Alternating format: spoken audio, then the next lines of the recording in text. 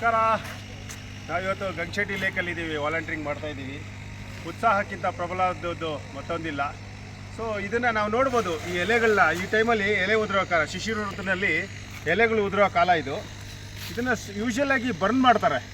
Burn ಮಾಡೋದು ಬದಲು ನೀವು ವಾಕ್ ಬರಬೇಕಾದ್ರೆ ಈ ಥರ ಒಂದು ತುಂಬಿಸ್ಕೊಂಬಂದು ಈ ಥರ ಮಲ್ಚಿಂಗ್ ಮಾಡಿದಾಗ ಗಿಡಗಳಿಗೆ ಯಥೇಚ್ಛವಾಗಿ ಗೊಬ್ಬರ ಸಿಗುತ್ತೆ ಮತ್ತು ಗಿಡನೂ ಚೆನ್ನಾಗಿ ಬೆಳೆಯುತ್ತೆ.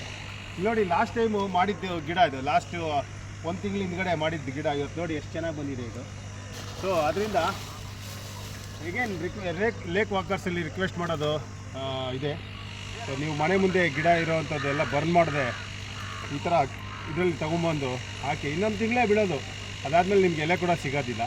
ಸೊ ಅದನ್ನು ನೀವು ಕೂಡ ಬೆಂಗಳೂರಿಗೆ ಹಸಿರಾಗೋಕ್ಕೆ ಕಾರಣಕರ್ತರಾಗ್ಬೋದು. So bring back garden city. Thank you.